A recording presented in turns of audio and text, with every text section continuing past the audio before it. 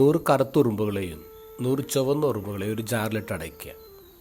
ഒന്നും സംഭവിക്കില്ല. പക്ഷേ ഈ ജാറ് നന്നായിട്ടൊന്ന് കുലുക്കിയിട്ട് വെച്ചേ, ഈ ഉറുമ്പുകൾ തമ്മിൽ പരസ്പരം കൊന്നു തുടങ്ങും. കറുത്തുറുമ്പ് വിചാരിക്കും ചുവന്ന ഉറുമ്പാണ് തൻ്റെ ശത്രുവെന്ന്, ചുവന്ന ഉറുമ്പ് കരുതും കറുത്തുറുമ്പാണ് തൻ്റെ ശത്രുവെന്ന്. പക്ഷേ യഥാർത്ഥത്തിൽ ജാറ് കുലുക്കിയവനാണ് ശത്രുവെന്ന് ഇവർ തിരിച്ചറിയുന്നില്ല. സമൂഹത്തിൽ ഇതാണ് സംഭവിക്കുന്നത്. മതത്തിൻ്റെ പേരിൽ, രാഷ്ട്രീയത്തിൻ്റെ പേരിൽ, നിറത്തിൻ്റെ പേരിൽ, രാജ്യത്തിൻ്റെ പേരിലൊക്കെ ആൾക്കാർ തമ്മിലടിക്കുന്നുണ്ട്.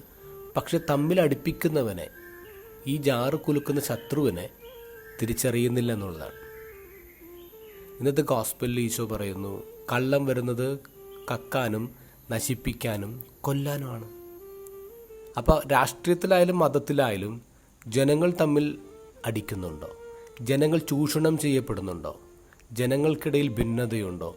അങ്ങനെയെങ്കിലും മനസ്സിലാക്കണം, നമ്മുടെ ഇടയൻ കള്ളനാണ്. ഇടയൻ ഒറിജിനലാണെങ്കിൽ അവൻ ജനങ്ങൾക്കു വേണ്ടി ഭിന്നത മാറ്റാൻ കുരിശിൽ കയറും. അവൻ വെടിയുണ്ട് ഏറ്റുവാങ്ങും.